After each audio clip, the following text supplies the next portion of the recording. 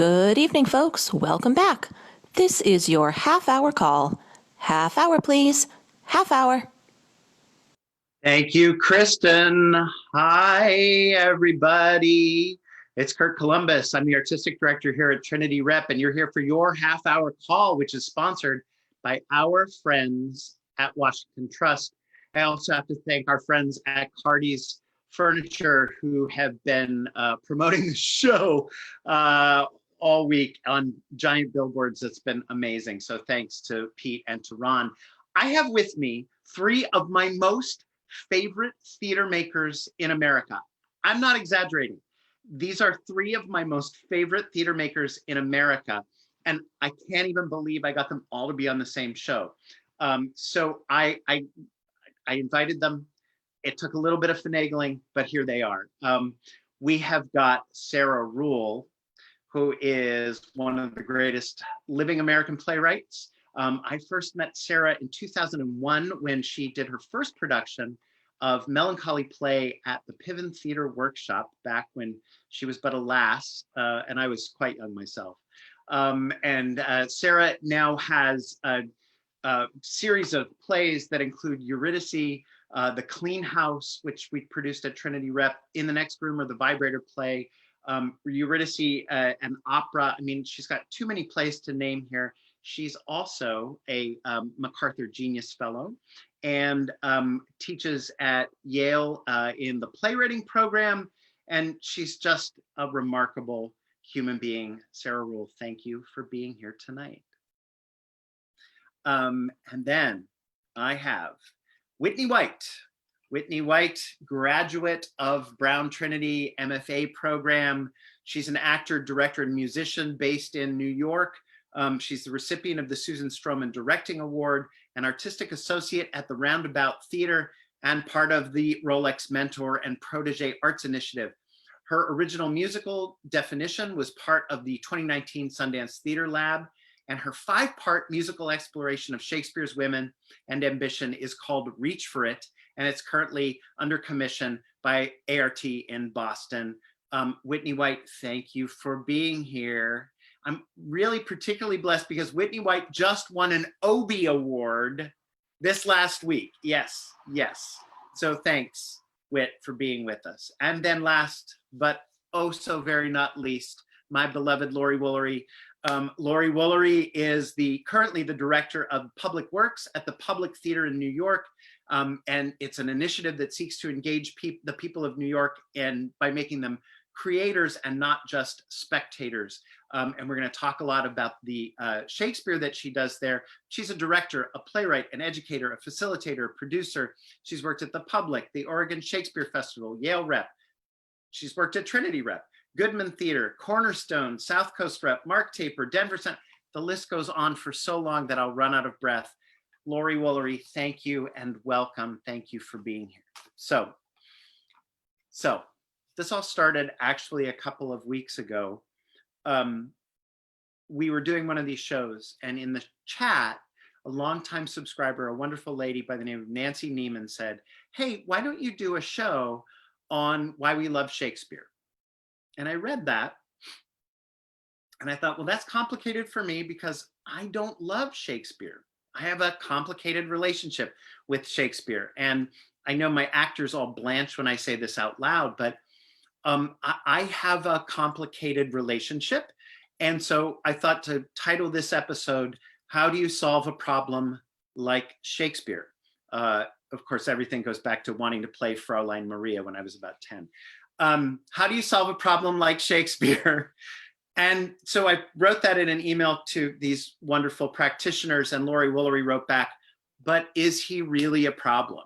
So Lorie Woolery, what the heck did you mean by that? I was just being cheeky online, and now you're bringing it out in front of everybody. So I don't know if I have anything deep to say about that, but you work with Shakespeare all the time. Yeah, and you find all kinds of joy and beauty and wonder in Shakespeare.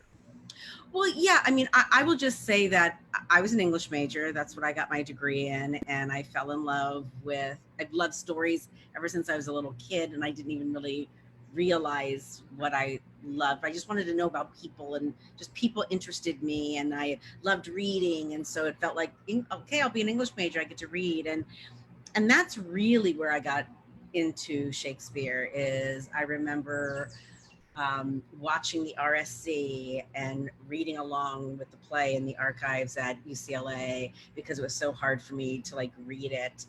And because it was not accessible to me. And so it was like, I have to read this play. I don't know how to do it on my own. I'm going to go to the library. I'm going to rent, watch the video and read along with it. And that's where I fell in love with it. But I fell in love with it as a story and the characters and what it spoke about, but I did not see myself in it. Yeah. So when I became an actor, it was just like, I remember in a scene study class being asked to do Juliet. And I'm like, I am so not a Juliet. Like, why are you making me do Juliet? And so I guess what I would say is that I feel like I came to theater through the back door. Like, Yep. I did not necessarily always see myself in the world, but I was stubborn and scrappy, and I was like defiant, and I wanted to be there. So I just hung in there, and through just hanging in there, I just said yes to everything. And one of my mentors, Jose Cruz Gonzalez at South Coast Repertory, where I took my very first acting class, saw my very first professional play, all my creative firsts were at South Coast Repertory. And he was teaching out in the community, and he was starting this program, and he said, do you want to come join me? And so I was like, sure, I'll come help you. And we were hoping 20 kids would show up, and 120 kids showed up. And so I was like, oh, we're going to have to turn away 100 kids. Like, what are we going to do? And he's like, give me a second. And he's like, okay, this is what we're going to do. We're going to divide up the class. And he just like started breaking it down into math. He says, you'll take half and I'll take half. And I'm like, I'm not a teacher. And he says, you know more than they do. And he started counting off the room. And so he just pushed me off into the deep waters. And so what I'm saying is, community has taught me how to tell stories. Amazing. Community has taught me how to be an artist. Community has taught me everything I need to know about telling a story and and I want them to have access to everything. So through my times at Cornerstone Theater Company, where we took plays and community had they put their DNA on it, and we were able to, like, I wouldn't say reinterpret, but just make them regional, make them accessible to the world that we're living in, has really just been an evolution that has happened through the gift of the communities that I've worked with. And so so now that I'm at the Public Theater, we are the New York Shakespeare Festival. So it's like, girl, you got to Shakespeare up, because I don't get high. I mean, I've worked at OSF, but they've never asked me to direct a Shakespeare play. I've directed. They're going to plays, now.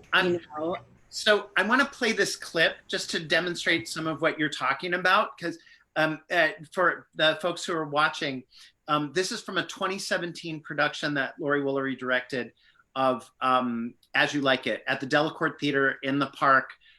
It was named by the New York Times as some of the best theater of 2017. It is a stunning production. Peter, can we play this clip? It's what's called a sizzle reel. I just like saying sizzle.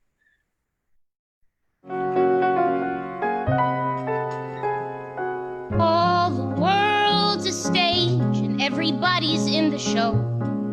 Nobody's a pro. All the world's a stage and every day we play our part, acting out our heart. Year by year we grow, learning as we go, trying to tell a story we can feel. How do you make the magic real? Showing all the friends and family in exile, gather around as we make a song. How shall we sing of grace in this strange place? I don't know, but I'll sing along. In art, we shall try to find the use of our distress.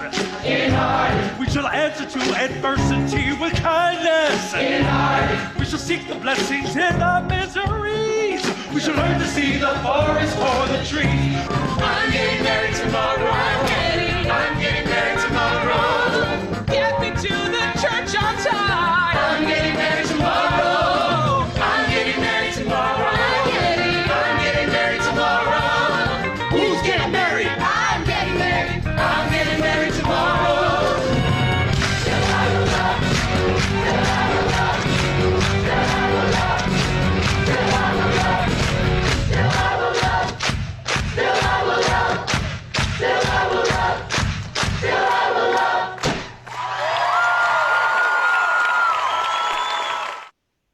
Awesome. Look at how stunning that production is. Look at all those people on stage. Lorie Woolery, that's like, and that's Shakespeare. Yeah, I mean, when I say, like, is he really the problem? I think what Shakespeare has offered us, and I will talk about public works specifically, is that it's just, he creates these worlds that can contain all of humanity in it. And so when we do a public works play, we try to find those plays of his that community is central to the narrative of that play. So when Shana Taub, who was my collaborator on As You Like It, when we were trying to find a source text, this was right before the 2016 presidential election. And we were performing it in 2017 post-presidential election. So it was the 5th year of public works, and our community, because we have year-round programming, are highly trained Shakespeare actors, because we offer classes weekly in all of our different community partner sites in every borough in New York City. So our community was just like, come on, give us more to do, you know? And As You Like It was like, oh, this contains so many opportunities for community to be able to step in, because usually we have 5 professional actors who do a lot of the heavy lifting in terms of singing, but our community is just deepening and deepening and deepening in their talent. And it was like, oh, well, we can actually give community members solos. Like, we can give them scenes to hold down. And we all thought that the election was going to go in a different way. And when it didn't, we were writing and creating in real time with the world that we were living in and how our community was responding to that world. And so I always think of Shakespeare as the ultimate community playwright, because he was writing to his community at the time that he was living in.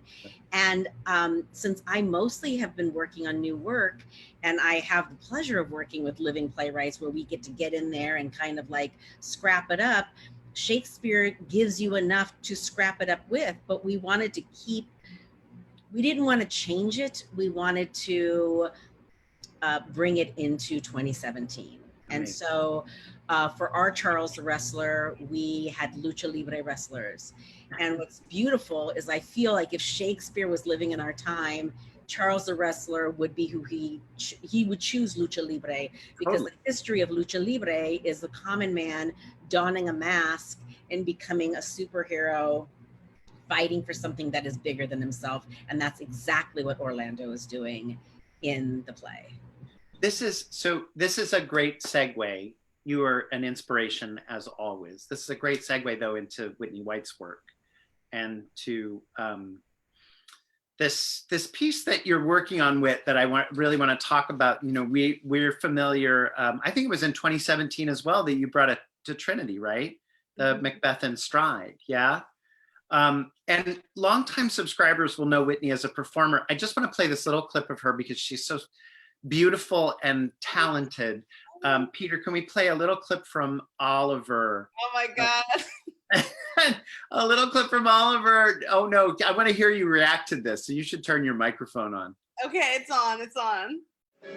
No flounces, no feathers, no frills or fur bylows. All winds and all weathers ain't good for fancy clothes. These trappings things these tattered days we can just afford. Boy, what future, what matters? We've got our bed and board. If you don't mind having to deal with figures, it's a finer life. It's a fine life. Diseased rats threaten to bring the plague in. It's a finer life. It's a fine life. And the grass is green and dense on the right side of the fence. And we take good care of it, and we get our share of it, and we don't need pay. That's great. Oh my God, I'm I know. crying. I'm crying. Isn't that so great? It's Richard and Sharon Jenkins directing, and the beautiful, beautiful Rachel Warren singing Nancy, and you're singing Charlotte. So, look, the thing that you are one of my favorite actors. You're such an extraordinary performer on stage, but you're also a director and creator, and you directed Othello for us, and you really respond to Shakespeare. Why, and why this project? First of all, I have to say thank you for showing that. I just like that. I get so emotional because there's nothing like feeling the energy of being in an ensemble. And when I think about Shakespeare, my first gateway drug, my entryway into him was as a performer. And I remember the first time I had to do my first 50-line speech, and there was something that happened, it happened. It was a physiological thing. And it's something that happened when you really put your mind, body, and spirit behind the language, and you're doing that kind of aggressive rhythm, and you're doing that 10-syllable line, and you're doing all that stuff, and something clicks in, and then something physiological happens that it can happen in an Alicia Harris piece, but also happens always specifically in Shakespeare, where you feel like you're in another place. And so that was my way in. And I was like, well, that was so interesting. I was so stimulated my interior life was so activated. The first time I really encountered it, which was at Brown Trinity, and we have such an amazing faculty at Trinity Rep, and the company, and something happened and activated me. And so that was one thing. So it was like kind of a three-way entry into Shakespeare for me. So that was the first thing. It was kind of an experiential performer-based thing. And then, I love action movies, I love sci-fi, I love rom-coms, I love film as a genre, but when you really look at the stories that we tell over and over and over, that like white Western society reinforces over and over and over, they're all ripped off from either Henry V, the Transformers, all the friggin', Infinity, like all that stuff is ripped off from Henry V. And every time you see a woman commit suicide in a Christopher Nolan film or whatever film you're watching, that's ripped off from a very large narrative that Shakespeare was engaged with. Every time you see like a rom-com, 10 Things I Hate About You, How to Get the Guy, that's ripped off from As You Like It. And so I was like, there's something very essential about these stories that we can't let go of. And I was like, at the same time, and now here's the third thing, is like these stories are being reiterated, and yet no one that looks like me is in them. Why is that? Why can't I be Juliet? Why can't I be Lady M? Why can't I be Henry V? Why are these blockbusters and these movies and all these plays kind of doing the same stories, but somehow not imagining me in it? And so I was like, well, there's something going on here. It makes my body do something. It's an essential Western narrative, and it's an essential Western narrative that doesn't want to include me in it. Well, I've got to get involved with that. And that was my response.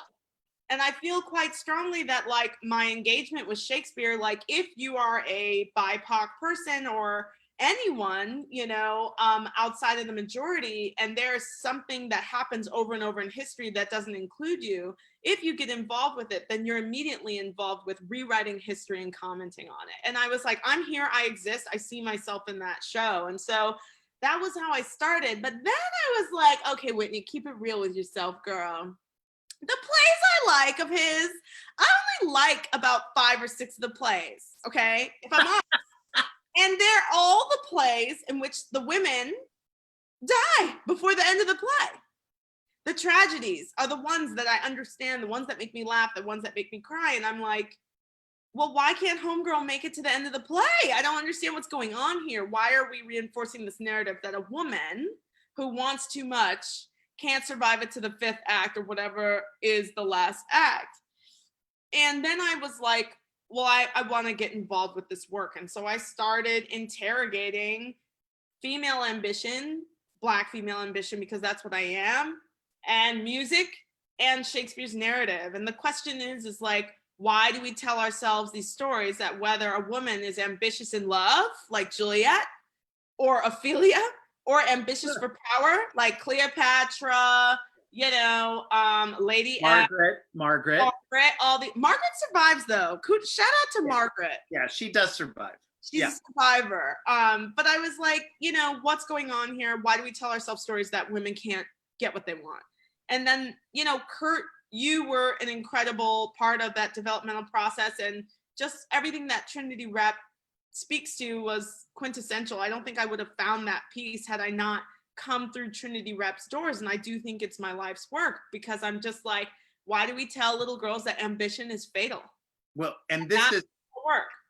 This is the thing that's so brilliant about this piece, Macbeth in Stride. Peter, can you just play the images? Because will you talk to us about why oh my gosh, that image is so striking. Why Tina Turner's music? Because what you've taken is Lady M's text and Tina Turner's music. So why? So I think, you know, I think the key for me, shout out to Zdenka Martin, that's another Brown Trinity alum there. But I think for me, what was key is that each woman has her own sound, because each woman has a specific journey with her ambition. And for me, like, you know, I'm a rock singer. It's funny. My life as an artist is funny. I couldn't sing poppy enough to be a musical theater artist. I couldn't do this to be enough that. And I'm just like, rock and roll is where I live. And I started really looking at the text of some of these singers that I love from the 70s, 80s, and 90s. And Tina Turner, like, the fuel behind some of the language while she was with Ike Turner was so rooted in ambition and drive and overcoming a dark situation, which is what I see in Lady M, by any means necessary. Right. And so it just works. Whereas like Cleopatra sounds more like Prince, because she's all about being sexy and fabulous and like communicating with her God. Whereas Amelia, poor Amelia, who's trapped in Othello, sounded like Nirvana, because it's very much this working class story. Amelia, Othello, and Iago are not kings and queens. They're people like us. And so it got rooted in this very depressive Seattle grunge sound. And so I think, you know, the music is a cheat, because like Laurie said, it's like you encounter this language, and the language excludes so many people depending on their background, education, socioeconomics. But music, everybody likes a guitar riff. So if you get the right guitar riff with her unsex me here speech, then it slaps. And it teaches you something about femininity, and more specifically how like the patriarchy sees it. The P word, there it is. No, it's so good. I'm so glad you brought up the P word. I mean, this is, you know, part of my problem with Shakespeare is having, like you said, growing up in a socioeconomic condition where I wasn't introduced to Shakespeare at 5, right? I wasn't going to see plays, and so I encountered it later in life, and it always felt like it didn't belong to me. And what both of you are talking about is finding a way to make it belong to you. Mm-hmm. And that if we know anything as theater artists, it's that the text is just one layer of the performance itself, and the performance has to have my body in it, right? And so those facts become part of the ultimate performance. Yeah. I want to shift gears just because I want to bring Sarah in and talk a little bit about the poet playwright. Sarah, you started as a poet. You didn't start as a playwright. It was Paula Vogel's influence, actually, that sort of took you to playwriting. But poetry seems to always be in your work, or at least that's how I read it. Yeah, I'm always secretly writing poetry, and just finished another book of it, I think. But I think the reason people hate Shakespeare is not unlike the reason people hate poetry. Do you know that Ben Lerner book, like Why Everyone Hates Poetry, or there's some title like that? And I think it's that people feel deeply excluded. It feels deeply coded. The way it's taught in English classes teaches poetry as a code that one must unlock, and if you don't unlock it, you're stupid. Yep. So, what a horrible feeling. Why would anyone want to read something and feel stupid and feel outside of a code? It's a terrible feeling. And I think people feel that way about Shakespeare. And I was super interested in what Whitney was saying about the body and the physiology of speaking Shakespeare. I mean, I'm not an actor, so I've never totally felt, what it feels like in your chakra, when that sort of gets unleashed. But I do think there's something about meter in Shakespeare that does have an alchemical effect, and that I do think meter is this big tool that contemporary playwrights who traffic in realism miss out on, because when you were talking about melody too, like if you take Unsex Me and create a melody, that something else gets unleashed. And my approach to Shakespeare has always been melody. And it's funny you mentioned the Piven Theater Workshop, because that's where I sort of trained, as a little person in the theater. And Joyce Piven always talks about the melody of language and the doings. So she'll talk about, speaking of Henry, once more into the breach would be like a defy. And she says, you just have to get into the melody of defiance, or there's a melody of lament. And so I think for me, Shakespeare is that kind of amazing peak where poetry meets the body, meets the ether, meets story in this muscular way. And it is very hard to feel outside of it. But once you get inside of it, whether it's through a good teacher or community, I mean, my favorite things that the public have been the public works. They are incredible. And I also feel like we fetishize Shakespeare in our culture, and like Alicia Harris is also doing that with language. Why aren't there more repertory companies doing full seasons of August Wilson? Right. In the repertory, because he's the Shakespeare of the last century in America, and that's Shakespeare's not our American vernacular. It's British, and we always fetishize British things because they make us feel smart, and that's a history of colonialism. Exactly. And that colonialism is in our American theater all the time in terms of how we fetishize and import plays. I guess, Sarah, you're actually striking at the heart of why I asked the question, how do we solve a problem like Shakespeare? Because there's that problem of colonialism and patriarchy and all of the other things that's kind of grown up around culturally around Shakespeare. I don't actually ascribe that to Shakespeare the playwright. I ascribe it to Shakespeareism, if you will, right? I mean, and I think, and please, Lorie and Whitney, jump in here too, because I think we all experience this notion that somehow there's a white man in an ascot who has the key to Shakespeare that we're not allowed to have. Not the ascot. No, let the ascots go, viewers. Let them go. Right? I mean, and this is, but that's where the problematizing comes from. But the story, which is where we started with Lorie, and I see, Sarah, I see this in your plays all the time. There's an ambition. You tell stories that are so grand, epic, poetic with a capital P, and in that way, I think of you like Shakespeare because I relate to that same scope and scale. I don't know whether it's the poetry of the story or just the way you see things.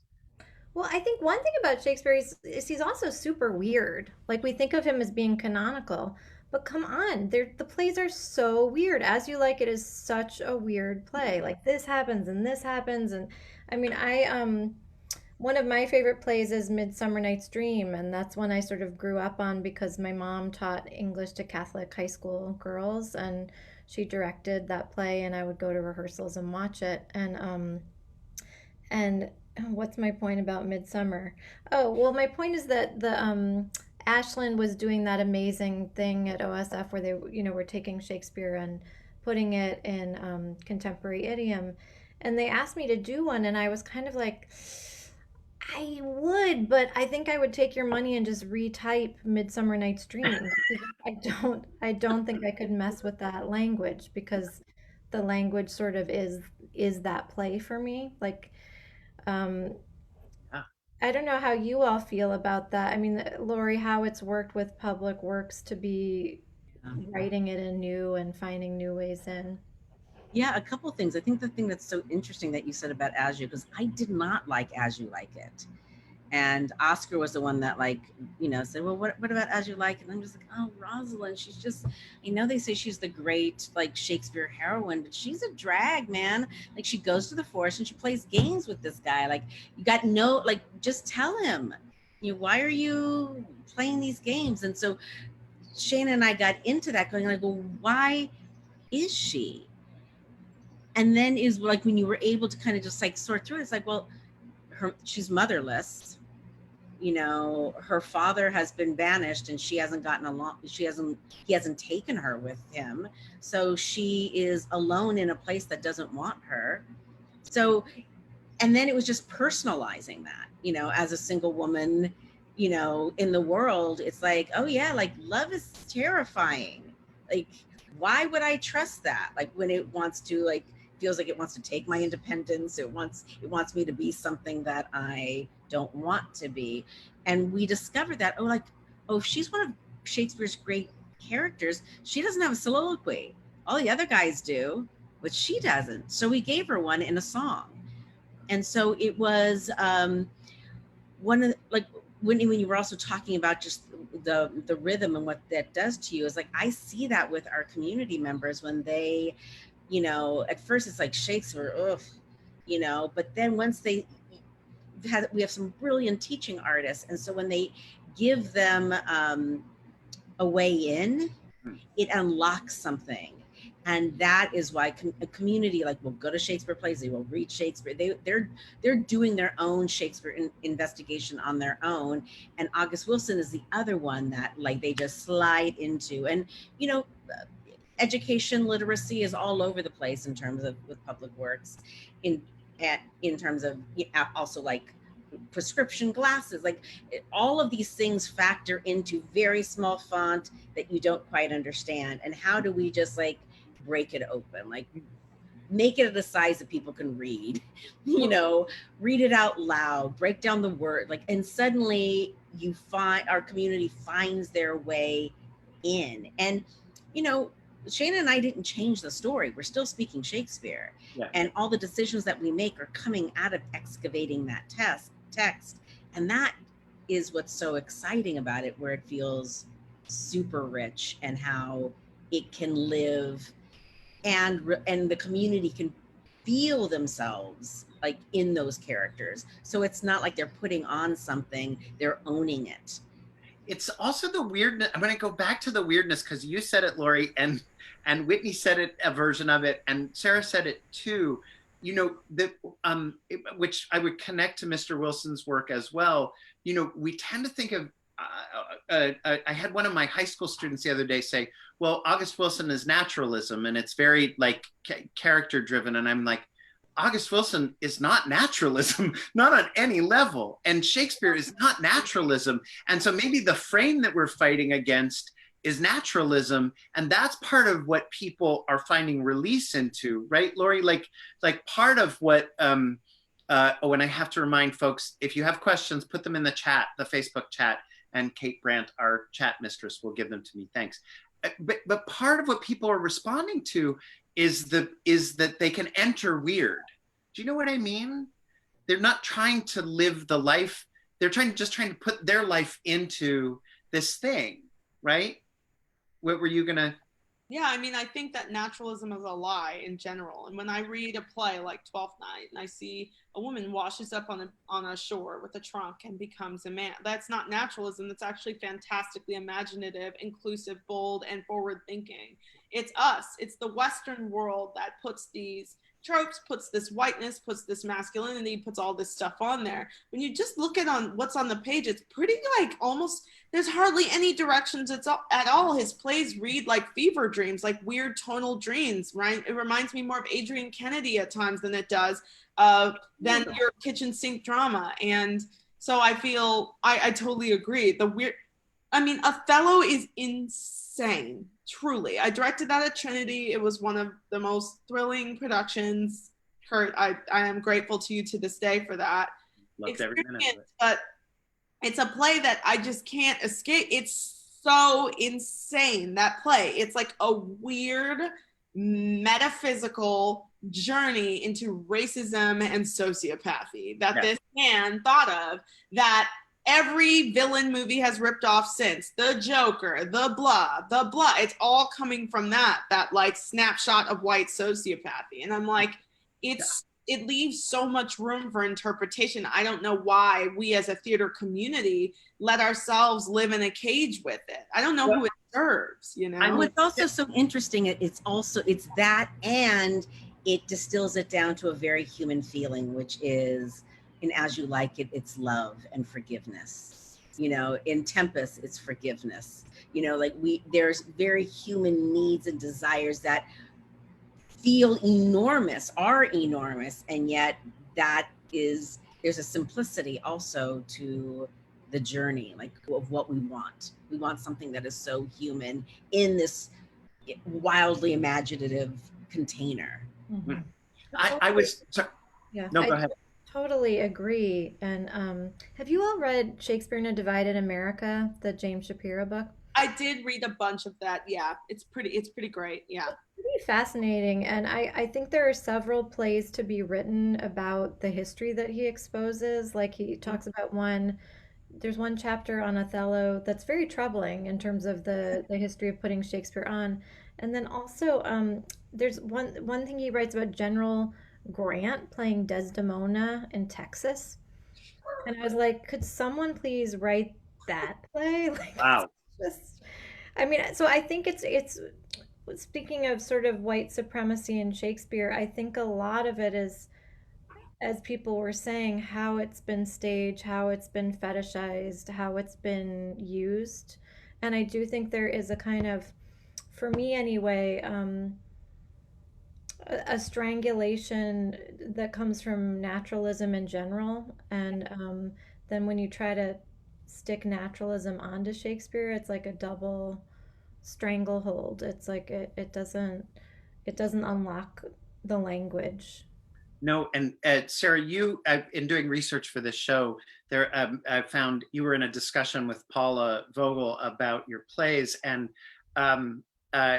you described your plays are putting things up against Freud, and that you're more of a medieval sensibility in your work. And I want to posit to the three of you that if we go back even further, naturalism begins with a kind of Freudian unpacking of turning dreams, imagination, that kind of scape into a clinical setting. So, you know, I always blame Freud for all of the ills of modern Western society because he really screwed things up. Anyway.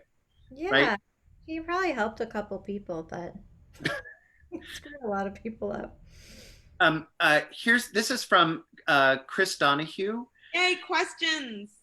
There's an irony of Shakespeare being fetishized as an upper class and executive art rather than an inclusive one because he wrote for the entire audience or community, from the good seats in the upper area of the theater and to the cheap seats of the standing audience on the ground in the center of the globe. Chris, thank you.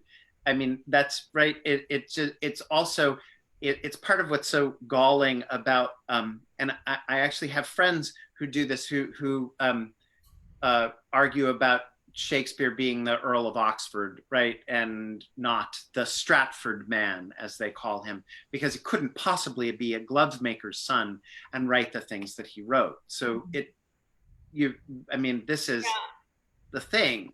Well, I think the problem though, it's like we as theater makers, all four of us, we are engaged in an elitist form of art making. So we can't take Shakespeare down for that. We'd have to take ourselves down with it.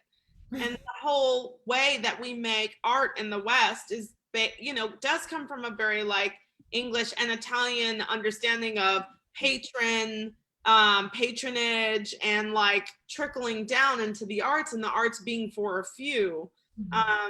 So it's like whenever I am starting to analyze that truth, that it is this executive thing, I'm like, well, one of the last shows I did, there were tickets for $80 to $130, and it was like supposed to be this radical, brilliant thing, this new version of Baldwin, and so it's like, we're still operating in that system, and we don't even have the standing room anymore.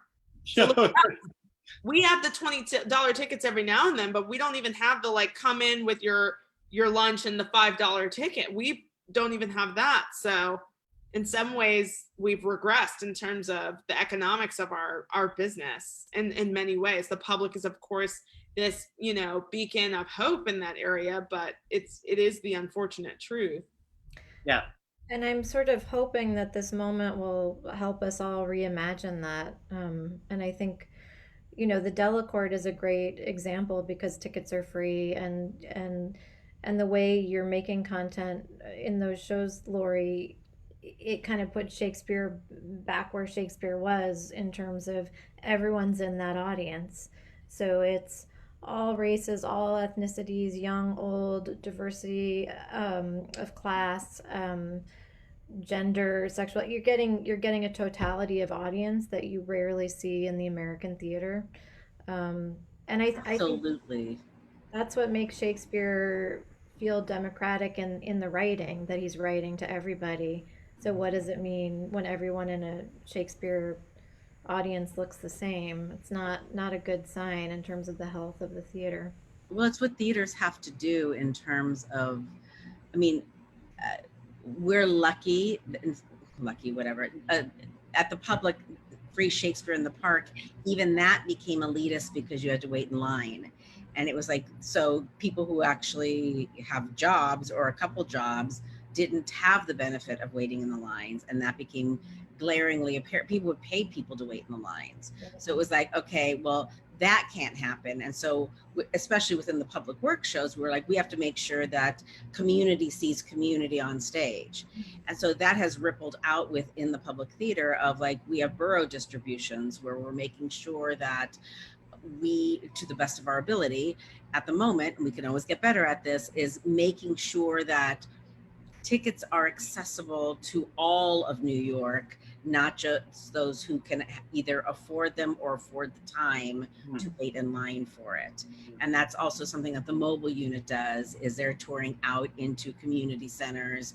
And that's started with Joseph Papp. That was his original idea. And that I always think of like, Public Works is like the love child to the mobile unit. That initial idea is that was bringing Shakespeare, because he loves Shakespeare. Like, they need to hear these stories, people need to hear them. And then Public Works is like, how do we take that impulse and build off of that, which is put community up on that stage, so that blur can happen. And it's important for people to see themselves telling stories. Whitney and I both did not see that. Yeah. No. And we're going to play the clip from Your Tempest, which is one of those mobile unit shows, Laurie, at the end of the show, because I want everyone to see this, just the glorious nature of, and the handmade quality of it. It feels very immediate, right? In the sense of that. That one's a good one too, when you think about, when we're talking about women and seeing yourself in it. Like, we didn't change the language in The Tempest. It's just, Prospero is a mother.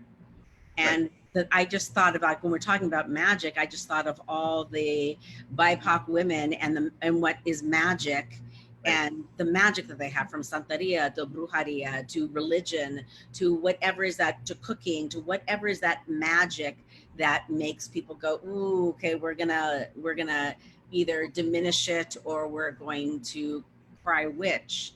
And you get to see 3 different women in that play simply by just changing the casting, and nothing about changing the language. And that's what is interesting, that Shakespeare can hold that and it doesn't break the story. It actually enriches it. Yeah. So you're giving me the perfect segue. This is a question from Laura Smith, our production director at Trinity Rep. who says, first of all, if I cooked, would all of you come over for dinner? So I'm just putting that out there, and she's in love with each and every one of you. I know that for a fact. But her question is, why do you think Shakespeare killed off the women? That's a deep one. That's a deep one. Deep. Whit, I mean, that's what it's like. You'll see my person, my body get hurdled through 5 female stories over the course of like 5.5 hours. And the question is why? And how are we going to interrupt that narrative? Because it's a deeper thing. It's something, it's in our DNA. We're teaching it to our young women.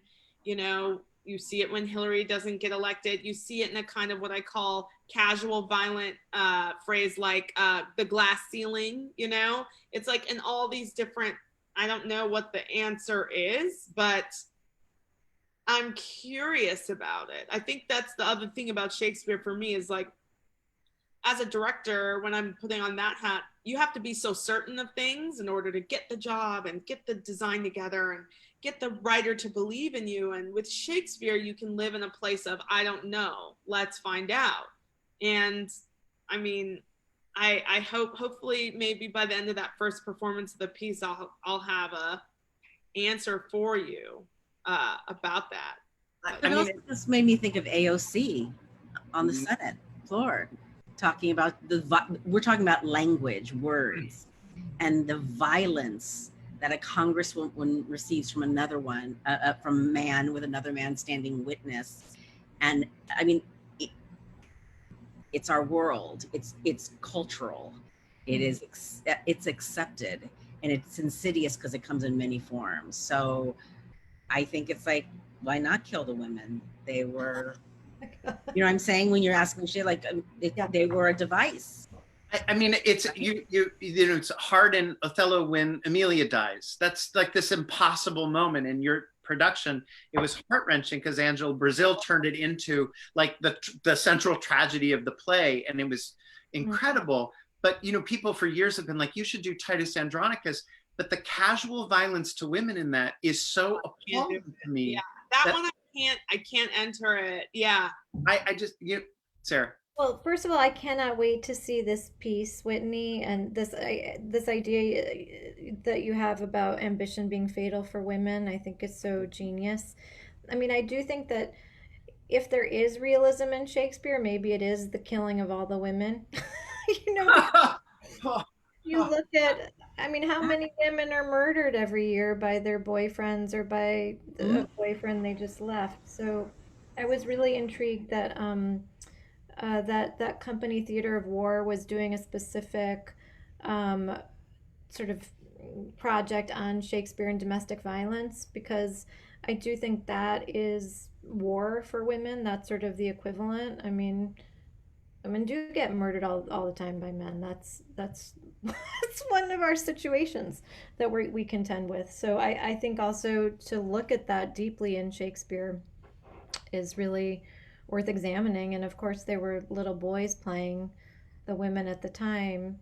So what does that do? And what does it do now that there are female bodies in those roles? And how long have there been female bodies in those roles? This is like a couple hundred years or something? Yeah. 300?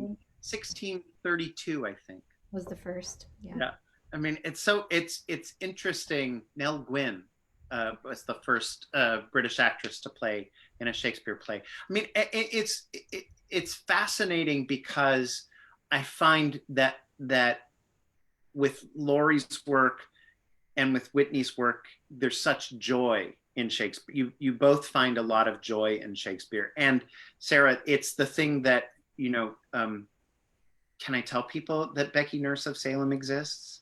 Am I allowed to say that out loud? Sure, of course. So Sarah has this genius new play that's called Becky Nurse of Salem, which has some really horrifying things in it, like really, truly horrifying things. But it's also so funny and heartbreaking and beautiful. The language is so beautiful that, you know, that's where I feel like what Shakespeare gives me when he gives me something great, it's the joy and the the destruction at the same time, right? Yeah. It lives in that. I do want to play this little clip from Melancholy Play just because the time sort of passed, but I'm going to play it anyway. Peter, I just have to see it because it's just so funny. It's from our production of Melancholy Play the musical, and it's Charlie Thurston and Rachel Warren, and me, Alice, and Joe Wilson are on stage. So whenever you're ready, Pete, we'll play this little clip. Francis? Yes, Francis, Frank, you've turned pale. There's something I have never told you because the memory was too painful. I was separated at birth from my twin sister, Francis. We were abandoned at a toy store in some unspecified Scandinavian country. My mother, melancholy by nature, sailed the fjords and never came back. My father, a toy maker, longed to follow her, and so he hid us in large gift-wrapped packages and stowed us away on ships bound for America. Do you know the pain of being gift-wrapped at a young age? My first memory is of being opened. My sister, Frances was her name, was shipped to New Jersey. I was sent to Illinois. But all my life, I have been haunted, longing for my lost Scandinavian sister, Frances. My God, you look nothing like her! We're fraternal twins.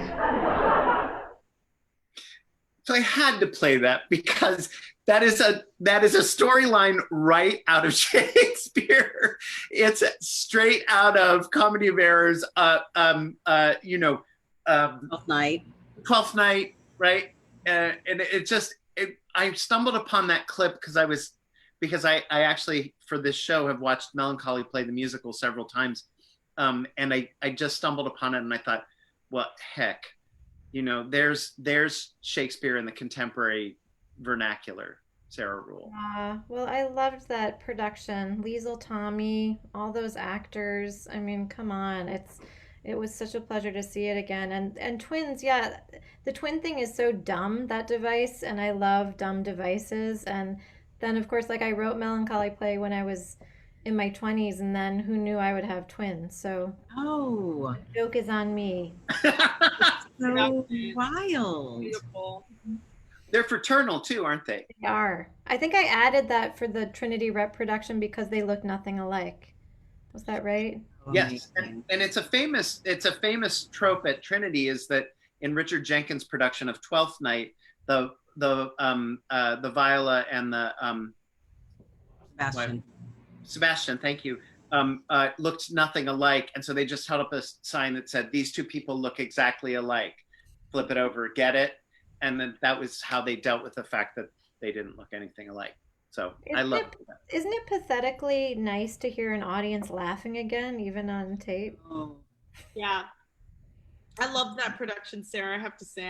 And also just you got me, Curt, with that Oliver. I had such a wonderful, Trinity is such a special place. It's like, hearing the audience on there and knowing how communal the audience in Rhode Island is, and the fact that people come and see these families on stage, Stephen, Angela, for years, it's so magical being a part of that community. It's like nothing else. You'll go to the grocery store and someone's like, you were in Oliver, and it's like, and then their kids are coming to Yazzie and you're hanging out with the kids at camp, and it's like, it is the most communal theater making experience I've ever had. And I remember seeing this play, Melancholy Play, Sarah, and just like, it was just this amazing moment. You know what I mean? It's like Liesl's in the community and then the actors are up on it's just, Trinity is very special.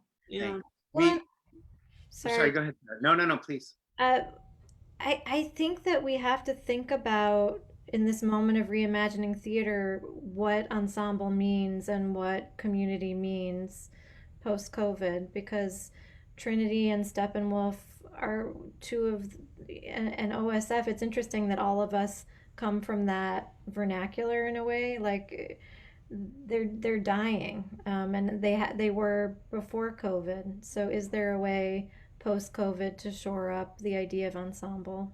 I think it comes from Public Works. Thank you for it, because that's what I was about to say, is that I find Lorie Woolery and the work that you're doing so freaking inspirational. And and when I see your hand visible in it, I'm aware of the way forward. I mean, that's part of it, Sarah, is like, how do we authentically represent the communities that we live in, and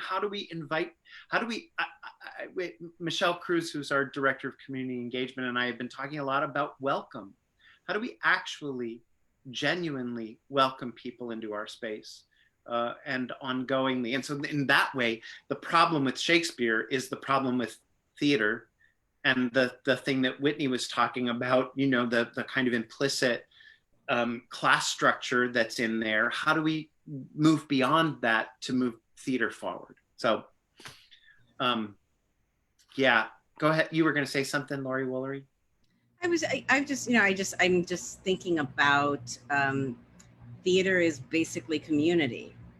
We show up together collectively in a space, and we're sitting next to strangers that we become intimate with because we're going on a journey together. And it makes me think of like Cornerstone Theater Company and the company that they have. And I just think about a lot of the Los Angeles companies, the smaller that would be considered the off-Broadways, but like they are companies. And I think in this time, I feel that the key is our theaters cannot, and not just theaters, but I'm saying all of our arts institution need to turn to community and go and meet them where they're at this time, and truly look at the word partnership, because it's not just about a client welcoming somebody into a restaurant. It is like, this is your theatrical space.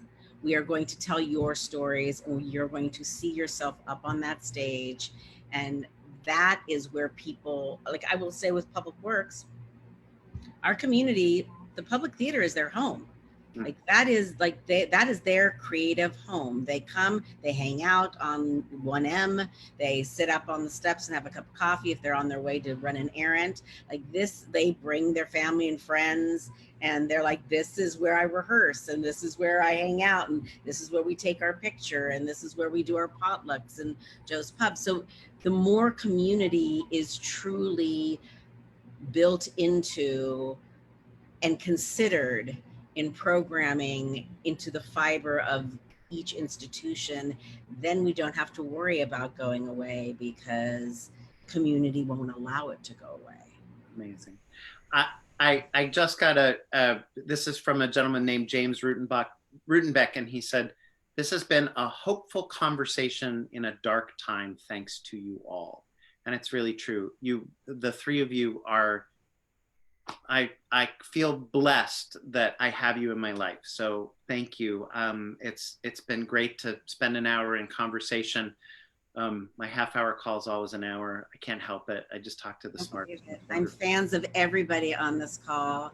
It's such an honor to be here, and thanks for pulling us together. It's my pleasure. I know great talent when I see it. We're going to go out by playing a little piece of, we're going to just see some scenes from The Tempest that Lorie directed. So thanks to you all. And Peter, let's play Thank you. The Thank Tempest. you all. Thanks, Curt. Thank you, everyone. Ah!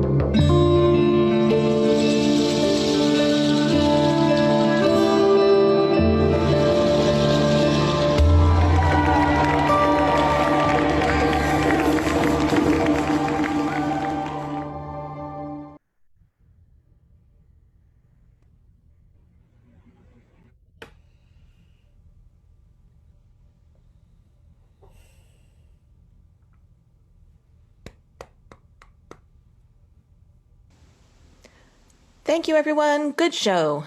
That is it for this week. We are back again next week at the same time. Once again, we are back here next Thursday evening for a 7:30 p.m. half hour. Thank you so much. Have a great night and a great week.